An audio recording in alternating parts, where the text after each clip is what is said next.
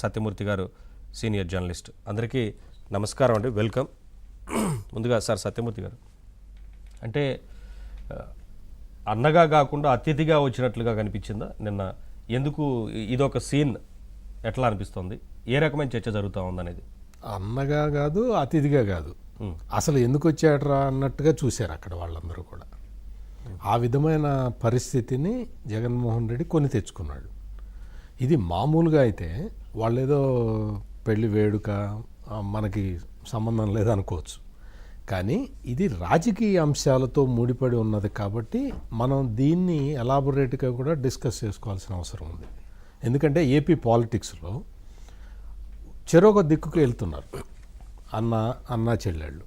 ఇప్పుడు మీరు కాంగ్రెస్ ప్రమాణ స్వీకారం షర్మిల తీసుకున్నప్పుడు వచ్చిన కొన్ని యాడ్స్ కానీ, జగన్మోహన్ రెడ్డికి సంబంధించినవి కానీ, రెండిట్లో రాజశేఖర రెడ్డి ఫోటోలే ఉంటున్నాయి. అంటే రాజశేఖర రెడ్డి వారసత్వం కోసం ఇప్పటి వరకు ఒక వారసత్వాన్ని క్లెయిమ్ చేసింది ఒక జగన్మోహన్ రెడ్డి. ఇప్పుడు షర్మిల కూడా తన వంతు వాటాని, రాజకీయ వాటాని క్లెయిమ్ చేయబోతున్నారు. అందుకని ఇప్పుడు ఈ రిసెప్షన్, కొడుకు పెళ్లి రిసెప్షన్లో జరిగిన విషయాన్ని ఇదేదో వాళ్ళ పర్సనల్గా వ్యక్తిగతంగా విషయంగా మనం చూడటానికి వీల్లేదు. ఇది మొత్తం రాజకీయాలతోటే ముడిపడి ఉన్నది, రాజకీయపరమైన అంశాలతోటే ఈ మొత్తం ఎపిసోడ్ ఉన్నది. కాబట్టి దీని మీద ఇన్ని రకాలుగా మనం చర్చించుకోవాల్సి వస్తున్నది. ఆయన ఇప్పుడు కాంగ్రెస్ పార్టీ అధ్యక్షురాలుగా షర్మిల 21వ తారీఖు బాధ్యతలు తీసుకోబోతున్నది. బాధ్యతలు తీసుకున్న తర్వాత ఏం జరుగుతుంది, మళ్ళీ కాంగ్రెస్ పార్టీని రివైవ్ చేస్తుందా చేయలేదా, అక్కడ సీనియర్ లీడర్లు అందరూ ఆమెకి కలిసి వస్తారా లేదా, ఇవన్నీ తర్వాత విషయాలు.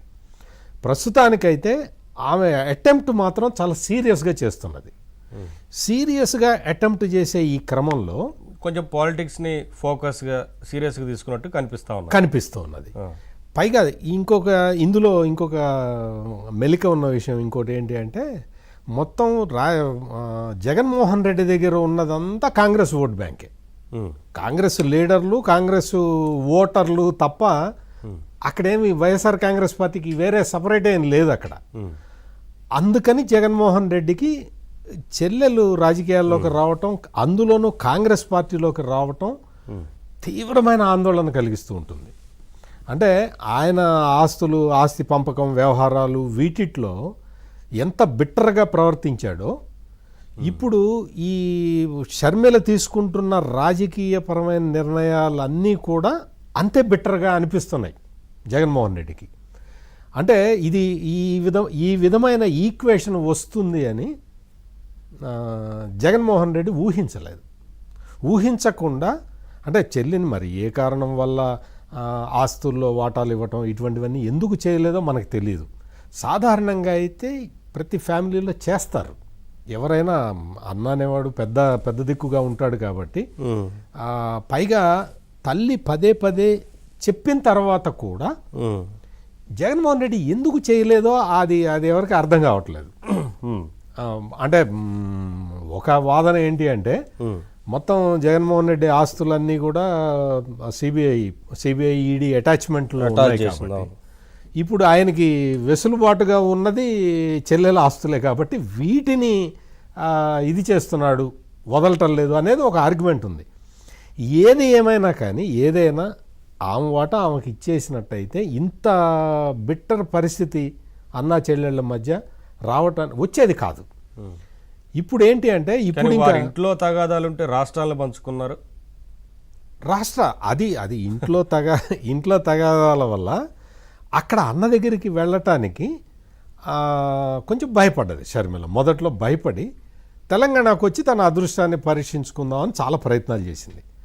అయితే తెలంగాణలో ఆమె పాచికలేవి పారలేదు. దాంతో ఏంటంటే ఇప్పుడు కాంట్రబట్ పొజిషన్, ఆంధ్రప్రదేశ్కి వెళ్ళి అక్కడ రాజకీయాలు చేయాల్సిన అనివార్య పరిస్థితుల్లోకి షర్మిల వచ్చి ఉన్నది. దాంతో ఏమైంది, ఈమెమో అనివార్యంగా రావాల్సి వచ్చింది. కాంగ్రెస్ పార్టీనేమో వాళ్ళు కొంత మెత్తపడ్డారు కూడా. అంటే షర్మిల పెట్టిన కండిషన్స్కి కాంగ్రెస్ పార్టీ వాళ్ళు కూడా కొంత మెత్తపడ్డారు. ఎందుకు అంటే తెలంగాణలో పోటీ చేయటానికి ముందర సీట్ల సర్దుబాటు అని చెప్పింది ప్రపోజల్. దానికి కాంగ్రెస్ ఒప్పుకోలేదు. ముందర విలీనం చేయమన్నారు. విలీనం చేసిన తర్వాత నాకు ఒక 5 సీట్లు ఇవ్వమని అడిగింది. దానికి కాంగ్రెస్ ఒప్పుకోలేదు. అటువంటివి కాంగ్రెస్లో కుదరవమ్మా అని చెప్పారు. దాంతో అంటే షర్మిల అడిగినవన్నీ కూడా కాంగ్రెస్ ఒప్పుకోలేదు తెలంగాణ విషయానికి వచ్చేసరికి. ఇప్పుడు ఏమైందంటే అన్నీ ఆమె అడిగినవన్నీ మనం కాదన్నాం కదా, ఇప్పుడు ఆమె అడిగింది ఏదన్నా ఒకటి చేద్దాము అని చెప్పి కాంగ్రెస్ పార్టీ కూడా ఒక నిర్ణయానికి వచ్చింది. దాంతో అసలు వాస్తవంగా అయితే షర్మిలకి పిసిసి అధ్యక్షుడు ఇవ్వాలా వద్దా, అధ్యక్షురాలిగా ఇవ్వాలా వద్దా అనే దాని మీద చాలా తర్జనభర్జనలు జరిగినాయి. అంటే కొత్తగా పార్టీలోకి వచ్చే వాళ్ళకి అధ్యక్ష బాధ్యతలు ఎట్లా ఇస్తారు అనేది ఒక ప్రశ్న కొంతమంది, అంటే హర్షకుమార్ లాంటి వాళ్ళు లేవనెత్తారు.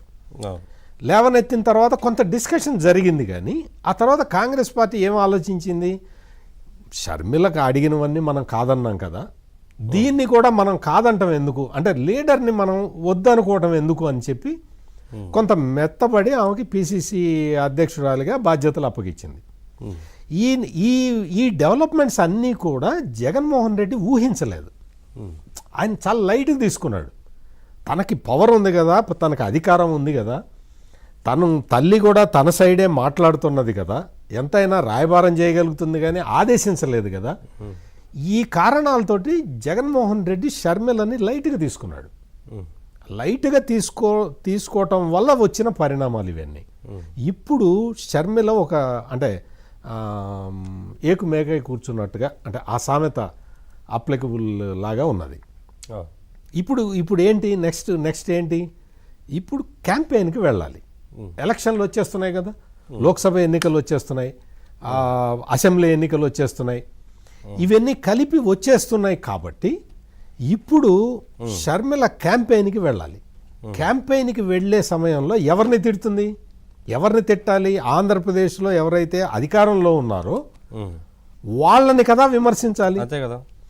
అదే కాకుండా ఇప్పుడు లోక్సభ ఎన్నికలు ఉన్నాయి కాబట్టి కేంద్రంలో ఎవరిని విమర్శించాలి, బీజేపీని విమర్శించాలి.